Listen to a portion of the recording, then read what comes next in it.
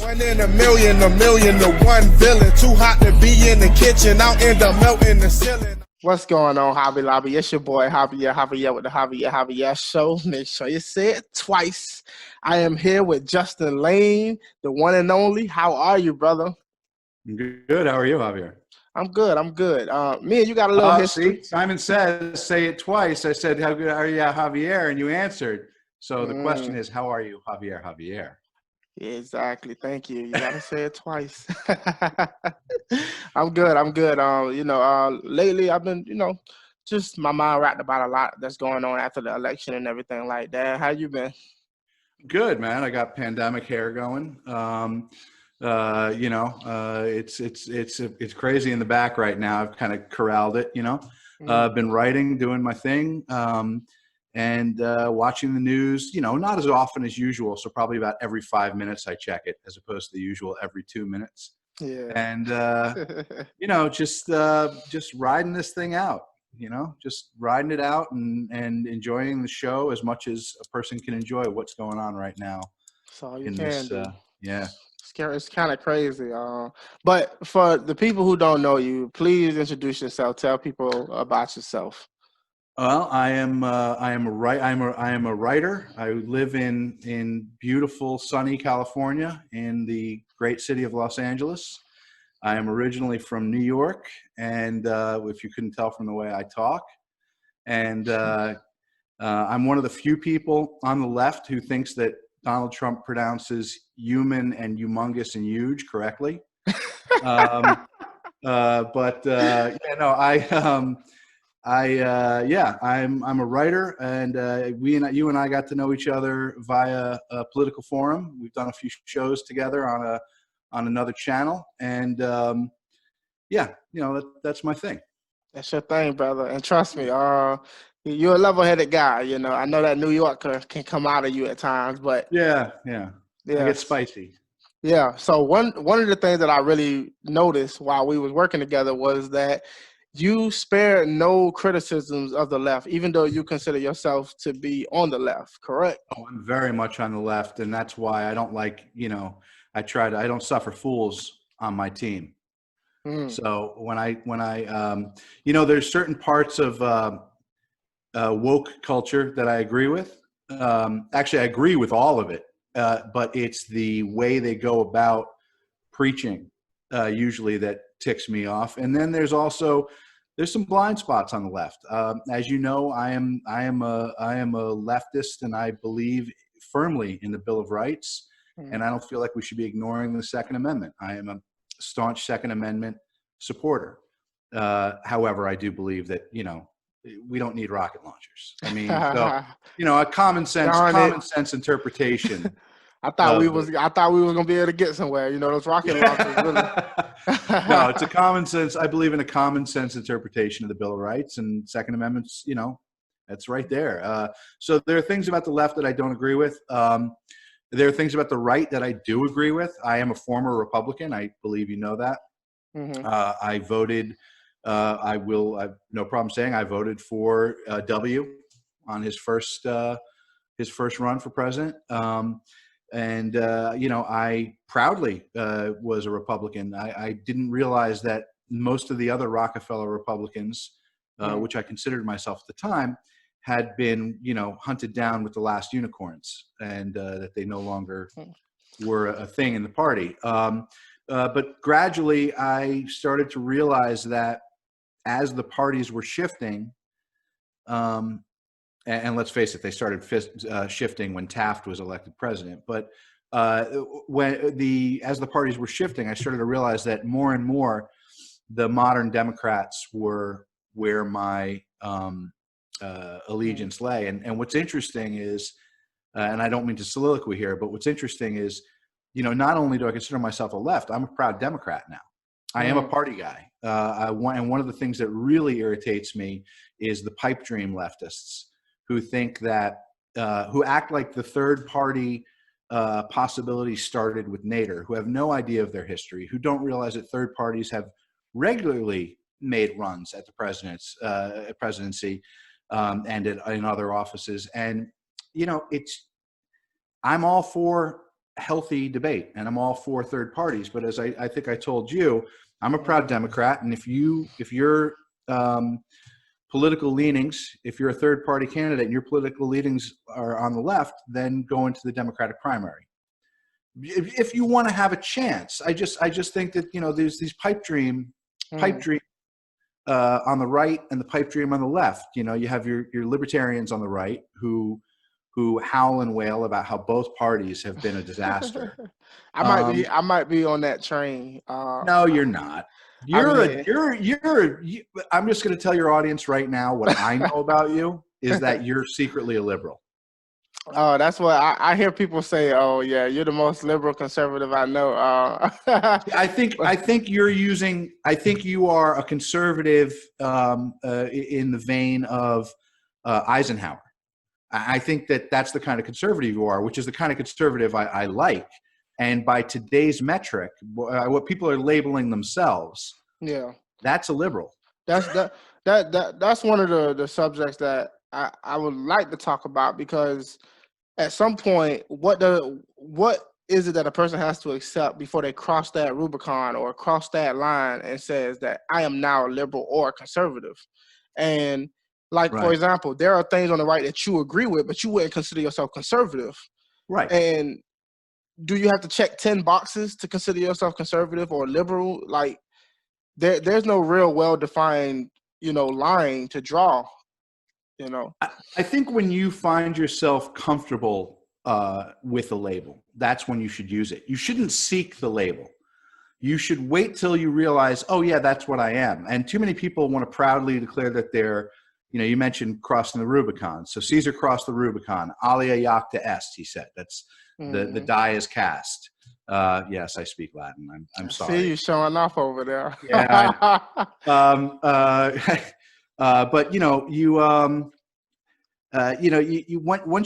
once the die is cast, once that happens, once you feel that you are, okay, I realize now that I am all in for this philosophy. That doesn't mean you have to run lockstep with everything that every other member of that philosophy says. So there's two problems. People are too eager to find a label for themselves.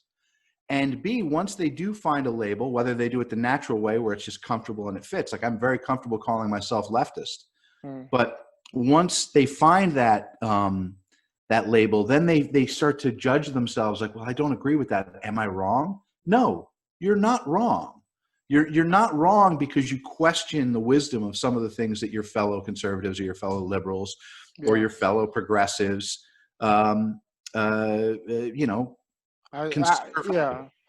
think that there are some of the concepts that I wrestle with, for example, like the individual aspect of conservatism, but yet there's nothing individualistic about the Republican Party. A party in itself by nature is collective. Like it doesn't actually align with the whole individual value of a conservative. Right. I wouldn't consider myself to not be a conservative. I just think that I wrestle with a lot of the conservative values and try to make sense of it, which may kind of put me at odds with what most conservatives just go along with, whatever the party or whatever people think conservatism is. I still have to reconcile every value and try to make sense of it in a forever evolving world. But I consider my conservatism to be a personal choice. I don't see it as something that I have to push politically. Politically, I consider myself to be more libertarian. I'm more like government, get the hell out of my way, let people do what they do, and step in when people are violating other people's rights. And that's kind of where I draw the line. See, it's interesting you say that, because I consider libertarianism in its purest form a pipe dream. I think it's unrealistic. It's very much like utopian socialism, which is also a pipe dream. I mean, the fact is there are negatives to human nature. There are weaknesses to the human psychology that prevent these beautiful concepts from being realized. So the idea of a utopian socialist society is not going to work because avarice exists. The idea of a utopian libertarian society is not going to work because not only does avarice exist, but we also have people who will, we have sociopaths. We have people who will not do the best for the common good. So, and the fact is, if the problem you have with a system is the existence of sociopaths in the demographic, then shouldn't you start to look at how do you remedy that in the body politic? And the way you do that is through public programs. These are the kind of ways of thinking that made me move to the left, but they're also the kind of things that made me look at the left and go, okay, let's get realistic here. I mean, there's hypocrisy on both sides of the aisle. And that's why the label thing is dangerous, because once you label somebody, you get to manufacture weaknesses in their stances because they don't agree with the entirety of the platform. Yeah. So when you say that you consider yourself a libertarian, I respect that because I know where you're coming from. I also know that you kind of have a philosophical bent to your way of thinking. So you're thinking of it in its purest form, and you are not a sociopath, so it completely makes sense to you. However, you got to step back and you got to look, to me, at the harm that these labels do. I think they also do a lot of good. Don't get me wrong. I'm not just saying we should eliminate labels. Mm-hmm. But when people rush, and I'm not speaking about you, when people rush to label themselves as things, I feel like they are they're doing themselves a disservice, and they're also doing their beliefs a disservice, because you've immediately opened yourself up to contradiction. Yeah. So you basically say, if I were to, I have a friend who's constantly saying she's a vegan.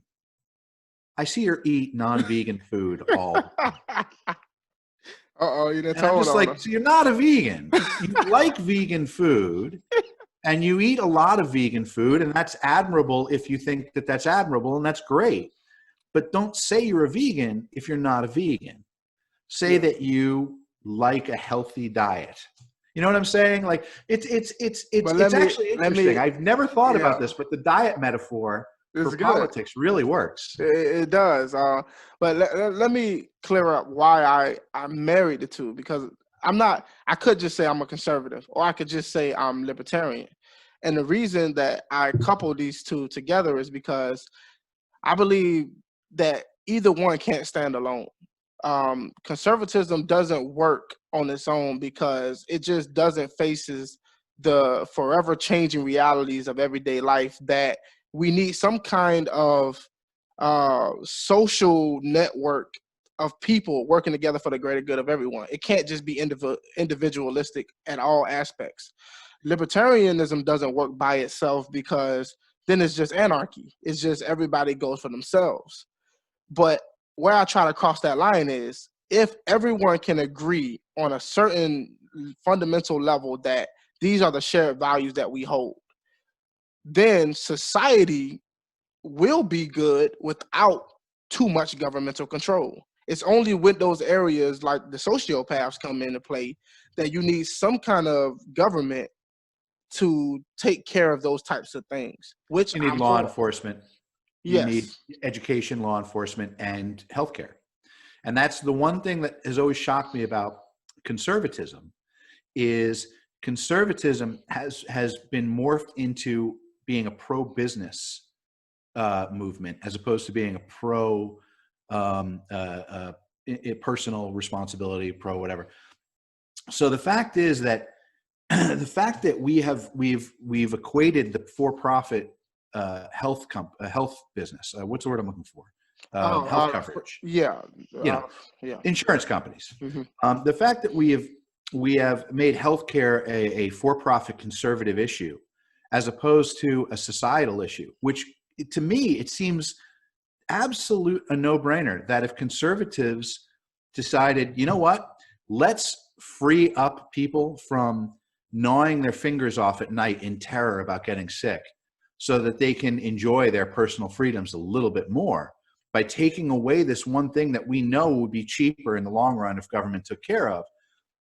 Let's do this thing. If conservatives moved in that direction and stopped being so almost, I hate to say this, but almost criminally pro-business, because being pro-business is not the same thing as being pro-person.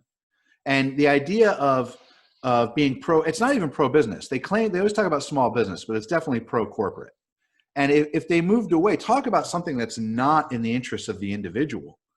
They were so conflicted over, the conservatives were so conflicted over their desire to be pro-corporate and be pro-individual that they made up a law that said that corporations were people.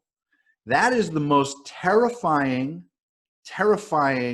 delusion of just manipulation of fact and common sense that I have seen in a very, very, very long time. And so I know when you say that you're a conservative or that you lean towards libertarianism, I totally get it, because you are all about government, get out of my way. Don't tell me what I can and can't do, or don't tell me what I can't do. Tell me what I can do. Absolutely. Give me opportunities. Now that's where it gets weird, because then you have people saying, well, we don't want the government providing opportunities, because that's welfare. That's right. I'm more on the line of, I think people should get what they deserve. I think, like, if I want to smoke crack cocaine, I should be able to smoke crack cocaine. If I want to kill myself, I'm gonna kill myself. I agree with you on both of those things. I don't think you should do either of those two things. I get they're not for me. But at the same time, so let me point out something. So at the same time, we're I put in a caveat. I put a caveat in, as long as it doesn't infringe on the rights of others. Right. And now what we're getting close to is the discussion of choice and life. And that's the stickiest wicket of all, right? That's the one that really a lot of people, there's the numbers of people in this country who identify as conservative have been consistently shrinking. The one thing that keeps that number robust is conservatism being aligned with the anti-abortion, the pro-life movement. And what's interesting about that is the argument is that, well, you're not making a choice that doesn't affect another because you're taking a life. And then you have the whole discussion of when life starts. And I'm not even going to get into that, because honestly, my position on that is my position on that. And I don't think it's the government's business. But what's interesting is when you look at that position and realize that it is just a retreat from an anti-contraception position. The people that are holding these positions at one point believed in banning contraception. It's definitely a situation as well. You don't want the government to be involved on things on both sides, so you have, it's a tough one. People on the right say, my feelings on this are complex, right? I am pro-choice, by the way, in case you're wondering. I'm pretty sure you figured I was pro-choice. Yeah. But I understand that it is a personal choice for a lot of people. So this is a place where I think let's make it the purest version of conservatism possible and not legislate it. So what I get confused by. All right. Yeah. Well, you know where I'm going with this. Yeah. I know. Like I made this statement one time that the free market we should allow the free market to do the same thing that conservatives are claiming that they should do with climate change. We should let the free market figure it out and try to find a way to end abortions through a scientific method or some kind of, way that way. But I've wrestled with this because I don't agree with abortions. I don't. But I wrestle with this because on one hand, I'm like, let the free market deal with it. On the other hand, one of the fundamental roles of the government is to protect life, liberty, and the pursuit of happiness. This is where it gets sticky for me, because I do consider that fetus to be a human life. I consider it to have human DNA. I consider it to be a living organism that shares its own unique genetic or genome. And also it has the pursuit to live. It gets into that gray area of when do you consider it to be a person, right, or to be a human? And I consider it to be a human with 3 criteria. If it grows, it's alive. Anything that is alive can grow. Well, that's just real quick. That's a fallacy, because what you're actually saying is anything that grows is alive. Well, yeah. Well, anything that is alive will grow. Okay. Okay. It has human DNA that is unique. So, for example, a tree doesn't share the same makeup as a human.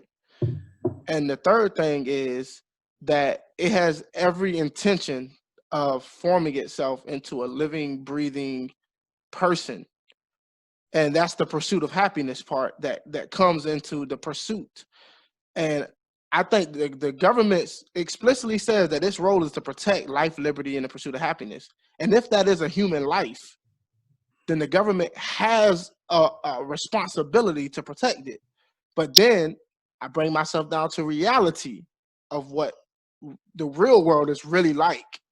And I know that's an impossible task that the government could be given, and also how horrible the outcome would be if the government was given that task. Right. So abortion is the one subject that really stretches my mental capacities. Here's what's interesting is we're both atheists, you and I. I was raised Catholic, so this was a big issue growing up. I think that I love that you're saying this, because I think there's a misconception that atheists value life less than Christians or Jewish people or people of faith. And I disagree with that. I think atheists actually value life more, because we realize this is the one ride you get. There's no second chance. There's no, it's all the more criminal to commit murder to an atheist then, because there is no second go around. This is it. So it's nice to hear you talk about reverence for life. What it comes down to is you use the word intent, which denotes sentience. And because I do not believe in the soul, I believe that everything is intellect. I believe your existence is defined by your intellect. I'm an atheist. I do not believe in some mythical spark that, is breathed into a lump of clay and creates us. I basically think that brain function is actually the standard for life, or for human life.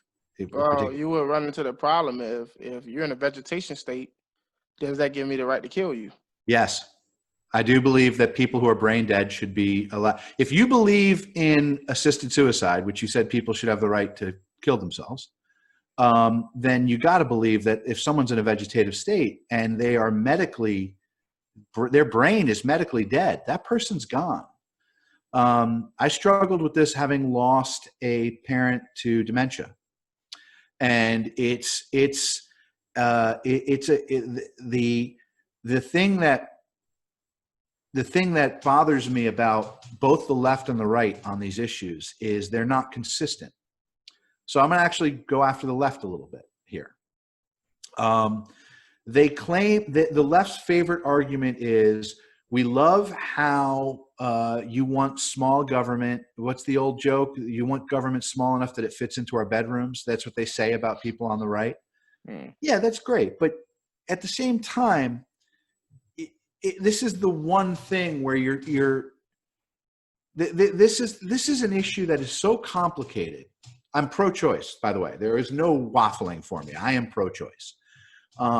But the fact is that the lack of respect that the left pays people of faith on this issue, and not just people of faith, but people of conviction. Like, you're not a person of faith, but you have conviction on this. The lack of respect, the assumption the left has that if you are anti-abortion, that you are some sort of knuckle-dragging knucklehead, is offensive to those people who feel really strongly about this. And it's nice to see somebody, even though I don't agree with you, it's Mm-hmm. nice to see somebody coming at this from a non-spiritual point of view. So basically, I struggle with this too. I am pro-choice. Where I struggle with it is late-term abortions and things like that. Those, I think, are. I basically think once there's brain activity, you're talking about The issue, that's the issue with the brain activity thing is because people have brain damage and they recover, or people go through certain brain injuries and Oh, they. I'm not, but that's still brain activity. I'm talking about no neural impulse, no electrical impulse in the brain. I'm talking about purely brain dead But why do you draw the line at brain activity? because I don't believe in a soul. And so I But believe that everything is intellect. do you agree that cells have intentions, or cells have No, some no, I some? don't believe in genetic memory. I don't believe in genetic intention. I only believe in potential. I don't believe in intention. I don't believe, as a matter of fact, I think that is pseudoscience in the extreme. I think that the idea that is something taken more from a Wolverine comic book than any medical journals. The idea that you could take Wolverine's toe and he would regrow from it is you know what I'm saying? I don't Well, well, obviously we're getting well. far afield, and I know Yeah, this yeah, yeah, isn't yeah, what you yeah. wanted to talk about, but No, it's fine. I It's think fine. I just wanted to give you some credit for speaking, even though I don't agree with you. I think it's important that people hear that from somebody who is not a spiritual person, Hmm. someone who is not a person of faith. I'm not saying you're not spiritual because that's a Yeah, whole I'm another. not spiritual. I don't I'm believe in sure any you. Come on, you've got supernatural, any scented kind of. candles. Nah, No, you've man. got scented I candles. am. I am You read such. it. Honestly, honestly, I can't even prove we're here. I don't know anything about anything for the most part. I'm just Right. trying to. Are you into that whole simulation thing that's going around now? The idea that this is. I'm not like we could be here. I just could never prove that we're 100% here. But that's a conversation for a whole another time. Yeah, yeah, yeah. It's a whole Twilight Zone episode. And maybe we'll get into it in the Patreon section because Yeah, yeah, sure. we'll go all Wild West in the Patreon section. It doesn't bother me. Anyway, back to what we were talking about, which Yeah, is left right. yeah. So yeah, my issue, and we were just talking about one of the situations where there's shades of gray on both sides, which is choice, right? Because you have devout Catholic Democrats. Hmm. So that's my point, and that's my point about labels. So you have these labels, even religious labels. You have someone who says they're a Catholic that believes in choice. I mean, you're not technically supposed to do that.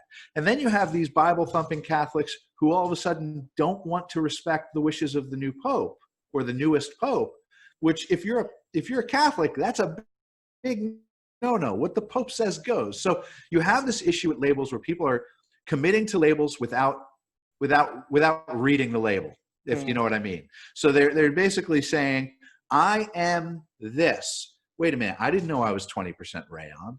Wait, maybe I'm not this. So the whole thing is these labels. I am very comfortable saying that I'm a Democrat. I'm more comfortable saying that I'm a Democrat than saying I am anything else, because the Democratic Party has a lot of variance within it. I am also very comfortable saying Then that I what am. what validates the whole label of calling yourself a Democrat? What validates it? It could mean so many different things. I believe. I do not believe that big government is a bad thing. Plain and simple. That's what it comes down to. I believe that government should be a vast, sprawling network that does not infringe upon rights, but protects and serves the people. Well, all right. On a philosophical level, though, you give a big government power. The bigger the government is, the more it is to downsize them, or the harder it is to take away that power once you give it to them. So let's give yourself all the powers you would give the government, whichever ones it may be. It may differ for different liberals or different Democrats. And then let's say your big boogeyman that the left calls Donald Trump gets a hold of all that power. The left will be the same ones complaining about what he's doing with it. I'm gonna completely destroy that argument right now, and I'm gonna go to ancient Greece and the voice of the people. Actually, I won't go to ancient Greece because I'll just put it in plain terms. If you have a large government, so you have a government that will do 10 versus 100. So here's the government size 10 that the right wants. Here's the government size 100 that the other side wants, right? So you've got one boogeyman comes in, boom. Now you've only got 9 voices in opposition. Here, boogeyman comes in, you've got 99 voices in opposition. That's not realistic, though. That is very realistic. It never really translates. That's why we have the fact is small government is far more likely to fall prey to a monarchy. Even if the small government did, they're not big enough to where the people can't overthrow that government and reinstate a new government. I'm sorry. That's such a fantasy. I mean, really, the people are going to overthrow the U.S. government? No, ever? I mean, there are countries where people have overthrown their government. We're not talking about other countries. We're not talking about Lithuania. We're not talking about Uzbekistan. But the problem in America is we've already allowed our government. You're full of it. I'm enjoying this conversation. That's the problem with our country right now is you're looking at it from a present standpoint and saying, well, the government can never be overthrown. Look at the American government. That's only because the same rhetoric you're using allowed us to get here. No, I do not agree. We couldn't have made that argument 100 years ago. 100 years ago? 1920? I don't know. We're pretty... The government was a little bit bigger, I think, in 1920 than it was now. I think so, yeah. I think we've regressed. I think we have. You got a guy. Look, I don't want to get into a Trump thing because I know you're not a huge Trump fan. Yeah, I'm I'm definitely not a huge Trump fan. I used to be a real big Trump fan, honestly. But you know that. I know. I remember the fringe, the edges of that. But yeah. And then I remember what changed your mind. What I saw. I don't know what changed your mind, but I remember through our conversations and talking via social media. Mm-hmm. I remember the thing that really seemed to me, and I don't know if anyone's mentioning this to you, seemed to turn your opinion on him was when you found out that he had actually known about how dangerous COVID-19 was and lied about it. That was, I remember you were posting stuff. You seemed genuinely shaken by that. But we're talking about with a government that doesn't have, basically what I'm saying is the more voices of the people that are involved in government, the more dissent you have. Yeah, maybe you're not going to be able to depose Donald Trump.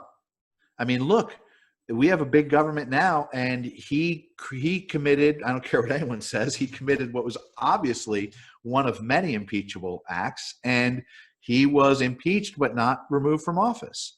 The fact is, and was that partisan? Yes, it was. It doesn't mean it. You know, the thing is, I love when people go, well, that was partisan. That doesn't mean it wasn't right. You know, if anything, I would probably disagree with you on the whole impeachment thing. I'm pretty sure we probably disagree on that, but that's right. I get your point. I get the point that you're making. Yeah. So, my point is, you have the more people that are involved in government, the more opportunity for American people to get involved in their government, the stronger the government is, and also the less authoritarian it can be. It's the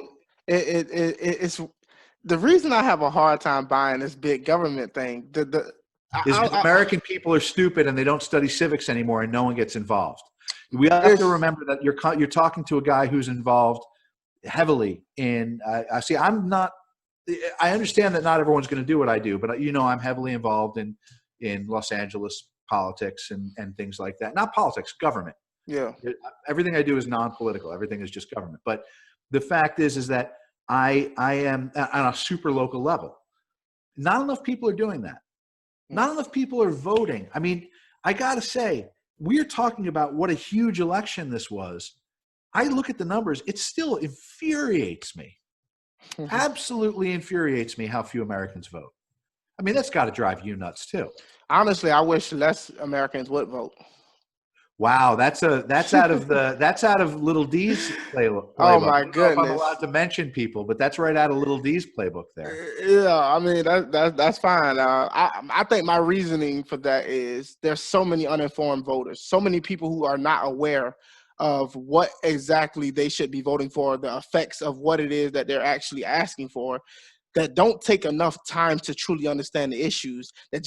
I know people who went out and voted because their girlfriend told them to. It boggles my mind sometimes, and I'm trying to keep it together when I hear people say stuff like that. Yeah, and I'm trying not to just jump over them and say you don't realize the amount of impact that your vote has, and you're just like, oh, I'm just voting because my girlfriend wants me. But is the solution? This is the difference between the left and the right. I'm going to just point something out. Your solution is to have fewer people vote. My solution is to spend money on educating people about civics. Well, no, because I think the left has made a lot of mistakes when it came to education in general. But I'm not saying agree. Teach I them agree leftist policies. No. Teach them history and civics. I agree with you that there is a lot of trying to disenfranchise certain people or trying to make it difficult for certain people to vote, or whatever the case may be. But my argument, I don't think most conservatives agree with my argument. This argument, to me, is a philosophical one. It's more on the lines of, just because you are able to vote, should you vote? And I don't think that as a responsible adult, I don't think you should go vote if you're not educated enough to make an informed decision. But isn't there a problem there that when people are reaching voting age, we're not ensuring that they're educated enough to vote? I don't think it's our job to ensure. There's another philosophical thing. I think it's your job to pursue your own happiness. And if that includes being an informed voter, you should take it upon yourself to do it or not vote. I'm not against people who say, you know what, I'm not educated enough, I'm not going to vote. Yeah, but I think that should be an option. I think that should be a voting option. Yeah. Okay, you want to talk something?